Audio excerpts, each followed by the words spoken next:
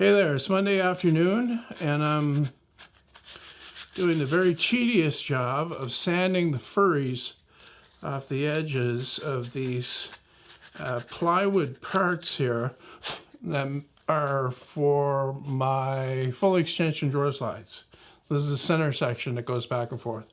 The critical part, the most complicated part. Actually, this is all there is to it, because the other four parts that are needed are just runners and a couple of screws. That's all. So very important parts, taking some time. I'm making 20 of them for the 10 drawers that I'll have in the rolling toolbox that I'm going to be building, that will not be rolling here in my shop. It'll be the core of my new workbench, so it won't have wheels. Okay? And I'm going to be starting that soon. Actually, I was going to get started on that this week, but I said to myself, John, you're being silly.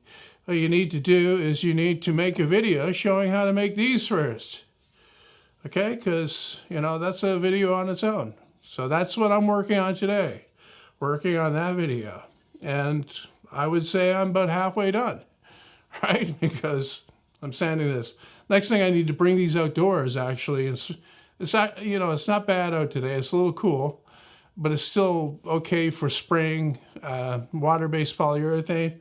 I'll spray these on a couple coats, sanding in between on the edges here mainly, so that they're nice and slick when they go in. Okay? If you're wondering about, okay, can you see it? Yes, you can. Here it is here. You see? Full extension. I did a mock-up.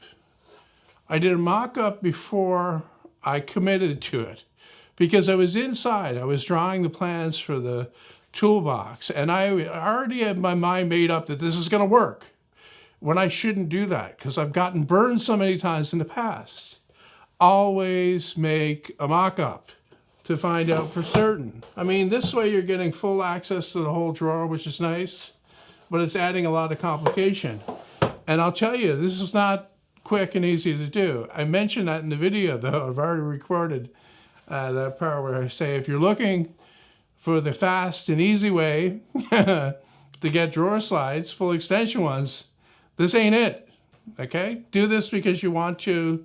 Do this because maybe the metal drawer slides are very difficult for you to get. Do this because you want to make them from wood. You want something that is from wood. Like I made these from 1/2-inch plywood, more for to save material. Like I had a couple of scraps of 1/2-inch plywood, which is more than enough for what I did here. So I used that. It saved me the step of milling down rough lumber to 1/2-inch thick. This stuff is already 1/2-inch thick, and it's more than suitable for what this does. So, like if the project you're working on, you want it to all be wood and you want full extension slides on it, then you know that. You can get those expensive undermount ones and put those in, the self-closing fancy ones. But if you want your project to be all wood, all handmade, all putting in the maximum effort possible, the maximum number of hours possible, hand making every single part, then this is for you. I finished all the sanding that I'm gonna do on those parts, brought it out and put on the first coat of water-based polyurethane. I'm waiting for that to dry. I thought I would talk about my thumb push stick for a few seconds.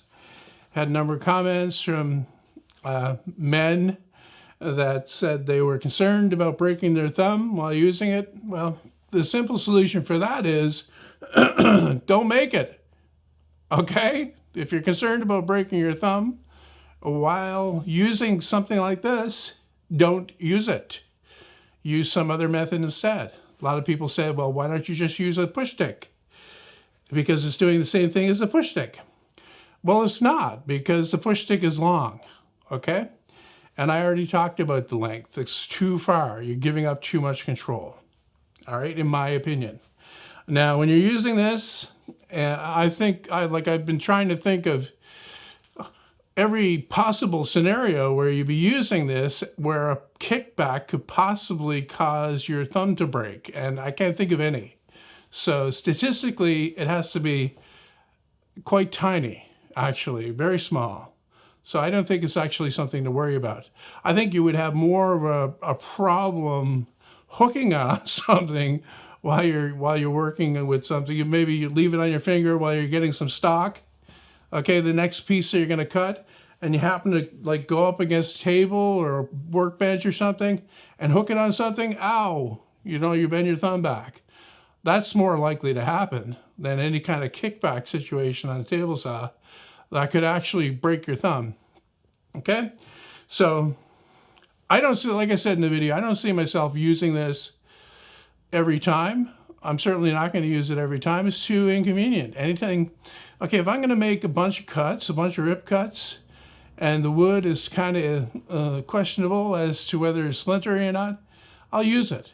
But I'm definitely using it if I'm cutting up pieces of plywood, strips of plywood, especially fir plywood. I've had splinters that have literally gone right through my finger or my thumb, not just into it, but right through, in one side, out the other. And then you go to pull it out, you pull it out one side, it breaks off, so it's still in there. You pull it from the other side that's sticking out the other side, and that breaks off, and so you're left with a piece inside there that you have to leave for days until it festers, or it could be months before it actually works its way to the surface. I've had that happen, actually. So, yeah, splinters are no good. And they're much more common than the type of kickback that would break your thumb when wearing one of these. It's important to hear the opposite viewpoint, and more important, to learn how to distinguish why viewpoint A and viewpoint B are different and which one has the most evidence or logic behind it. They disregard that.